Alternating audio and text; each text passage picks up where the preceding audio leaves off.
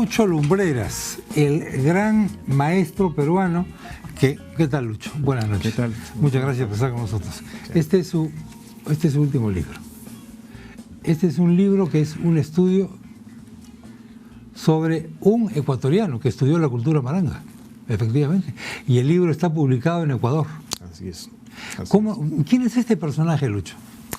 Bueno, mira, este es un personaje equivalente al que se dice a Ribagüero aquí en el Perú, ¿cierto?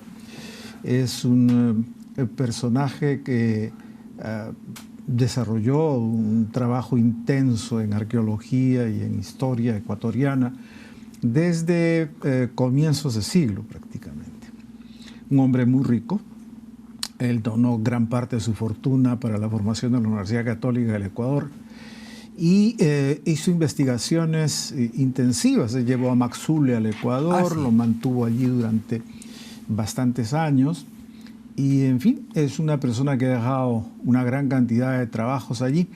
Yo tomé un interés en este personaje, no tanto por su posición ideológica, ni mucho menos, que es exactamente la contraria de la mía.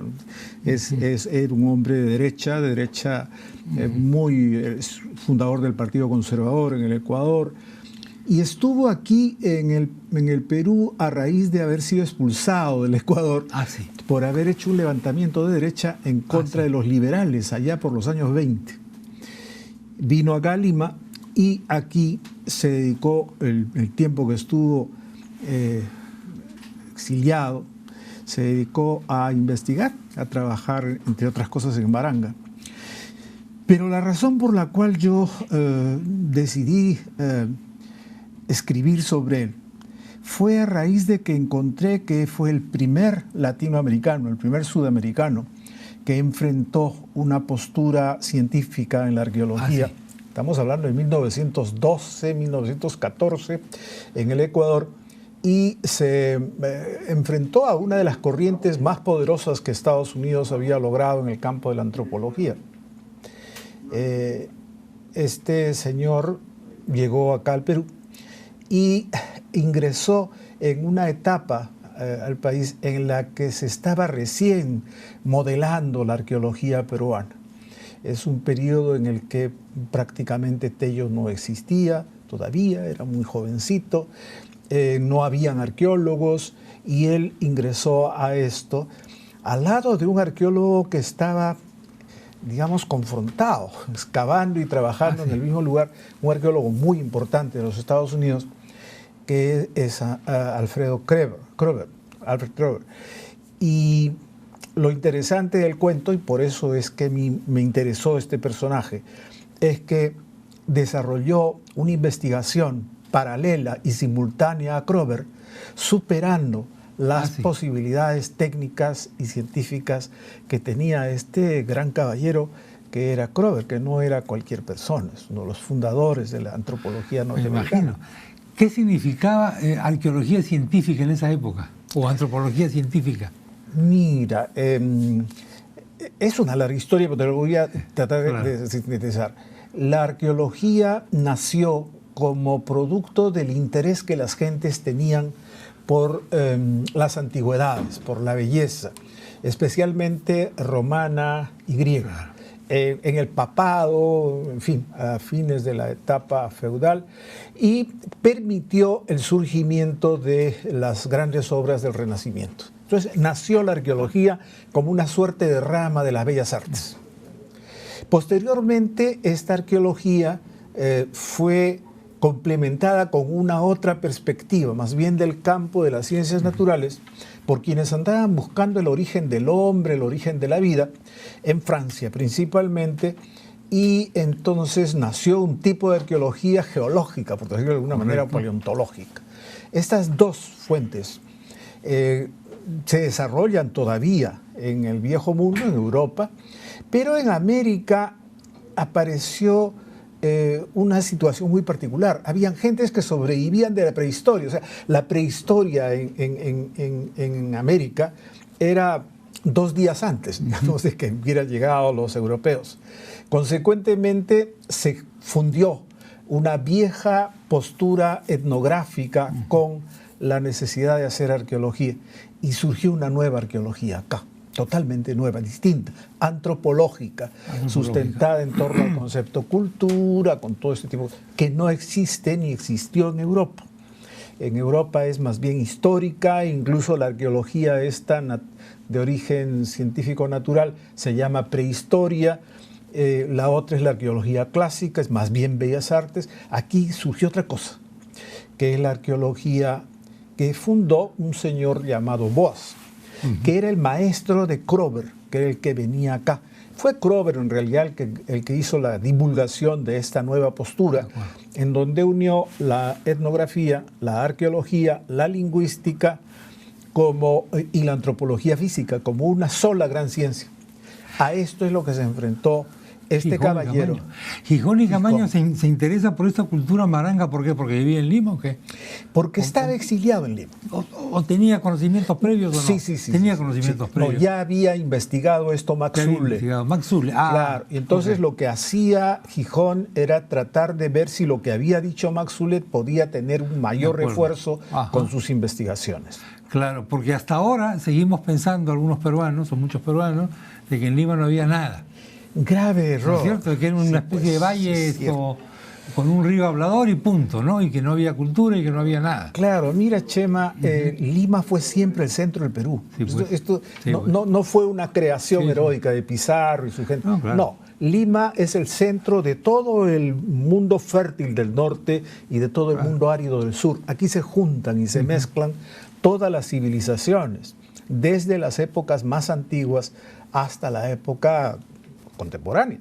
De modo que la arqueología de Lima es riquísima y esta ciudad de Maranga, que queda aquí,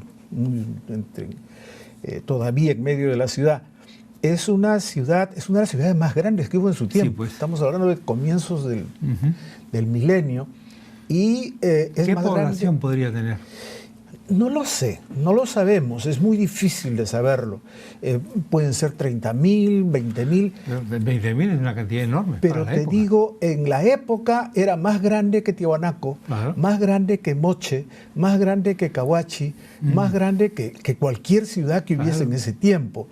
Era equivalente a lo que en ese tiempo podía ser, qué sé yo, no sé, quizás Roma, Vaticano. Era una cosa muy grande. Una cosa muy grande. Muy claro, grande, si comparamos con Caral, claro, estamos hablando de otra época, digamos, ¿no? Pero si ponemos en un ranking Maranga, Caral, ¿cómo sería la cosa? Bueno, es más o menos como tataranieto con su tatarabuelo. Que es evidentemente la distancia es muy grande. Son épocas muy diferentes, ¿no? En cuanto a dimensiones, Caral es también bastante grande. Es bastante grande. El tamaño en realidad en este caso no es significativo. Lo que tiene Maranga es que ya es el inicio de un proceso de organización muy compleja de la sociedad, ya con grupos sociales muy diferenciados, con una producción manufacturera intensa, con una agricultura de riego que ya había construyó este valle no existía. Construyó este valle, claro. Lo levantó íntegramente. Los valles no son naturales como pensamos, ¿no? Sí, no tiene nada de natural. Totalmente hecho. Eso de que la naturaleza, momentito, la naturaleza, cuidado, con una pequeña ayuda de la naturaleza. Religiosamente, ¿qué era Maranga?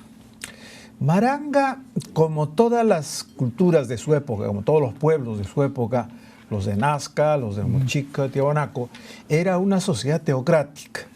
Y hasta donde nos llegan nuestros conocimientos actuales, era una de las que tenía como base a un personaje divino llamado Pachacamac, que era el centro de todo este conjunto de atributos que atraían a las gentes hacia Lima.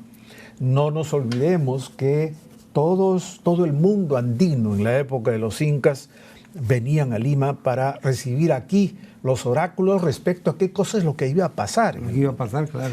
Y Maranga debe haber cumplido un papel bastante parecido. Hay una huaca aquí en Maranga, aquí cerca, recientemente restaurada, ¿no? Mira, se puede ver algo de lo que era, pero una partecita, digamos. Sí, pero es que no hemos visto todo, Chema. No hemos visto todo. Basta uno aproximarse por la avenida Venezuela y entrar a la Universidad de San Marcos y se encuentra una de las pirámides más grandes de todo el Perú, que tiene cerca de 40 metros de alto y como 300 metros de largo. Es una inmensa pirámide que se llama la Huaca San Marcos. Esa es una de las pirámides. Hay otra que está dentro que es parte de la ciudad también, que está dentro del Parque de las Leyendas ahora, que es la Huaca donde excavó Gijón y Camaño. Y hay 5 otras huacas mayores que hay. Aparte de eso, hay como 22 asentamientos todavía alrededor, y en Lima mismo hay alrededor de 50 o 60 asentamientos de esta época que todavía están ahí, pequeñitas, que quedan por un lado y por otro, pero que indican una población, una ocupación intensa del valle, ¿no? Cuando llegaron los españoles, al Perú, uno de los lugares principalísimos que había era este. Claro. Tanto es así que la primera expedición que armaron los españoles desde Cajamarca fue venir a Lima. Acá está Pachacamac detrás, en donde se suponía que estaban las mayores riquezas de todo el reino, y de ahí evidentemente sacaron una gran cantidad de riquezas que llevaron hacia Cajamarca. Lima era un centro de concentración arquitectónica, un centro de manufacturera, un centro de distribución de riquezas, las cosas que venían del Mantaro, las cosas que venían del sur y del norte. En fin, era un lugar de movilización de todo el mundo, y lo fue siempre, no es de ahorita. O sea que esta idea de que Lima es una ciudad de ahorita... Tenemos un complejo en relación a Lima. Claro. Curiosamente, además, está verificado arqueológicamente, Lima siempre fue una zona de provincianos. En las excavaciones arqueológicas que hay de todas las épocas de la historia de Lima, hay gentes que vienen de Piura, de Trujillo, de Lambayeque, de Ica, de Ayacucho, de Puno, aquí, concentrados aquí, todo el tiempo. La gente que vivía aquí no necesariamente era solo limeña, era gente que estaba siempre moviéndose desde distintas partes hacia Lima. Fue siempre un punto centrípeto, digamos, de la historia, y científico también, de la historia del Perú. ¿Toda la sangre desde siempre? Toda la sangre desde siempre, sí, señor. Y esta es una prueba importante, porque lo que excavó Gijón es una historia que se produce entre más o menos el siglo II de nuestra era hasta el siglo VII u VIII de este periodo.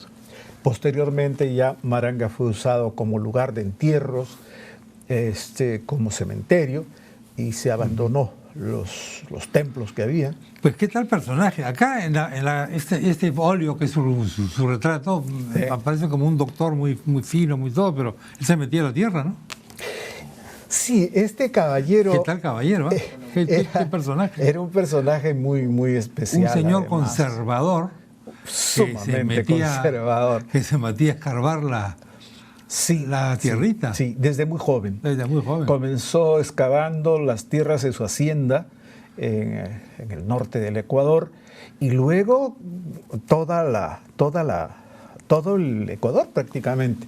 Yo tuve la gran suerte, por invitación de la Universidad Católica del Ecuador, de recorrer por todos los sitios arqueológicos que habían sido trabajados por Gijón. Y eso es prácticamente recorrer todo el Ecuador. Todo el Ecuador. Qué tremenda obra de este personaje. Impresionante. ¿Qué tal personaje?